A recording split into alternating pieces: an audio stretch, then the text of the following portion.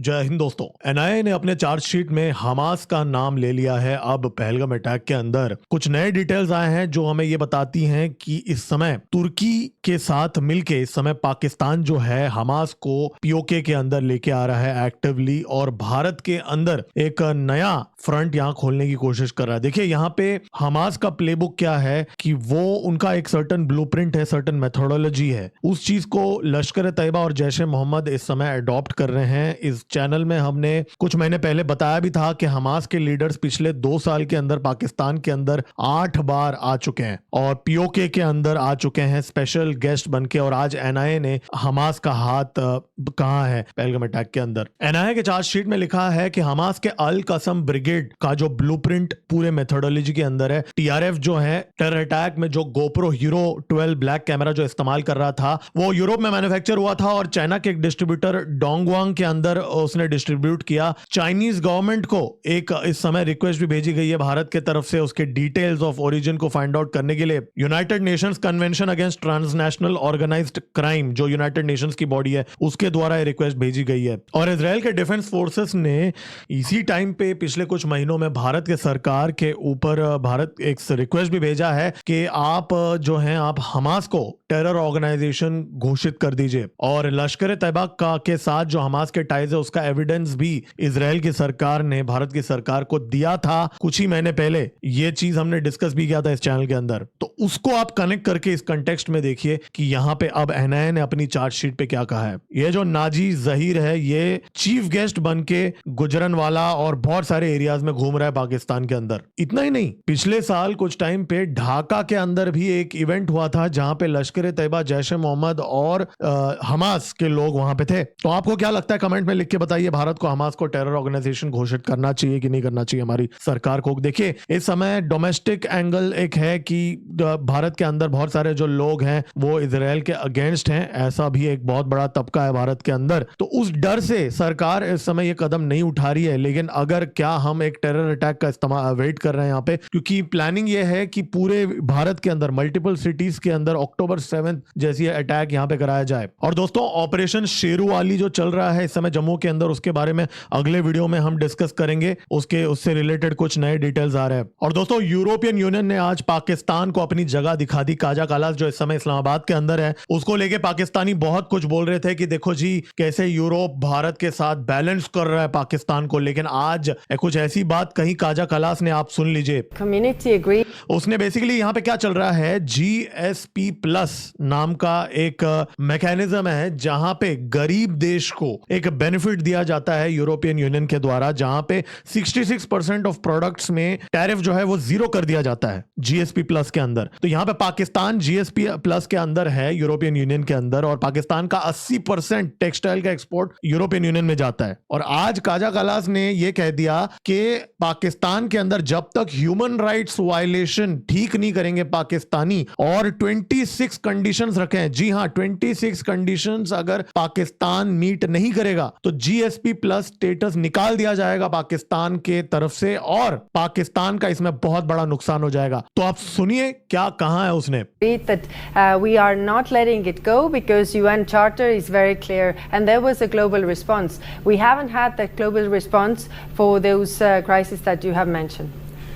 You spoke about trade relations between EU and Pakistan, and Pakistan is the beneficiary of the GSP plus status, and I know that this GSP plus status is going through a very strict monitoring because it is related with तो जब तक 26 conditions होती हैं GSP plus, देखिए गरीब देशों का क्या होता है, वहां पे ह्यूमन राइट्स वायलेशन होता है, शोषण होता है, वहां पे अनफेयर प्रैक्टिसेस होते हैं। बहुत एक 27 पॉइंट का एक लिस्ट है।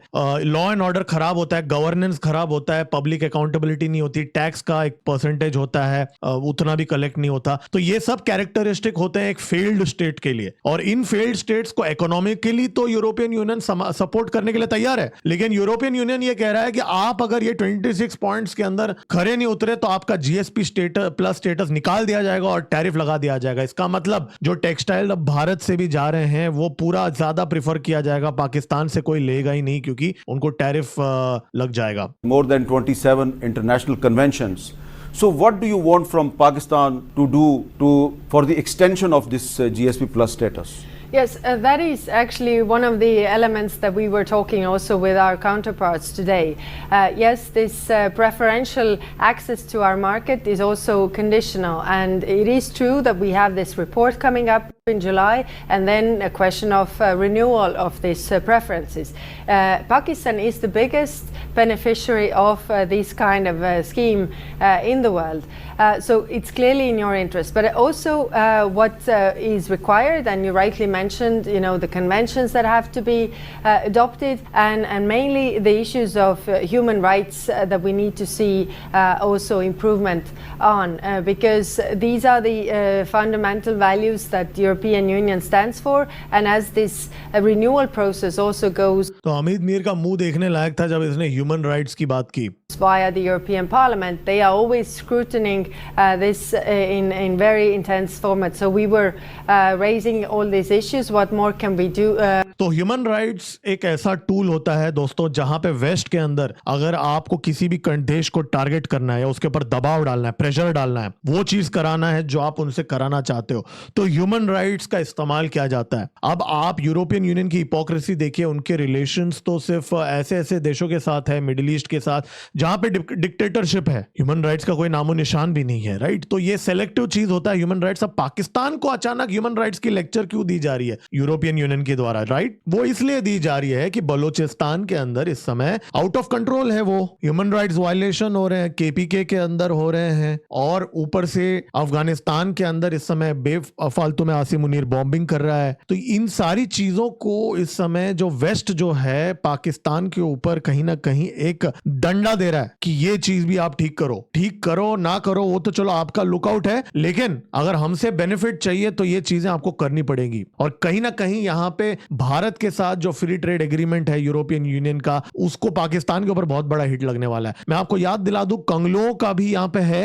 एंगल, कंगलो का भी EBA करके है, एवरीथिंग बट आर्म करके बांग्लादेश का, जहां पे 0% टैरिफ है उनका मोस्ट ऑफ द प्रोडक्ट्स के लिए. जी हाँ, और बांग्लादेशों के पास तो ये 27 शर्तें भी नहीं है जो यूरोपियन यूनियन रख रहा है. इनफैक्ट अब ये 32 शर्तें हो रहा है. अब ये शर्तें कौन सी है? रिलीजियस ग्रुप्स के ऊपर जेनोसाइड करना, ये तो करता है पाकिस्तान बलोचिस्तान के अंदर. रेशियल डिस्क्रिमिनेशन, ये तो भर भर के होता है. सिविल एंड पॉलिटिकल राइट्स, ये तो नॉन एग्जिस्टेंट है, इमरान खान को जेल में डाल दिया. Economics, international covenant on economic, social and cultural rights, ये भी शोषण होता है. Elimination of all forms of discrimination against women, ये तो भर भर के होता है पाकिस्तान के अंदर. इनह्यूमन पनिशमेंट, इमरान खान की तो आंखें खराब कर दी. तो बहुत बड़ा लिस्ट है ILO का, कन्वेंशन का. अब ये तो पाकिस्तानी कभी नहीं मीट कर पाएंगे, लेकिन इसका मतलब ये नहीं है कि वेस्ट पाकिस्तान को जिंदा नहीं रख रहा है. काजा गलास ने पाकिस्तान को मेजर रीजनल पावर कहा, ये देखिए, major regional power and an important partner for EU, तो और अप्रिशिएट भी किया ईरान वॉर को लेके. तो ये जो वेस्ट जो है ना, ये पाकिस्तान का इस्तेमाल करना चाहता है यहाँ पे यूजफुल इडियट्स के तरह, लेकिन पाकिस्तानियों को अपने देश में आने नहीं देना चाहता. पाकिस्तानियों को कोई भी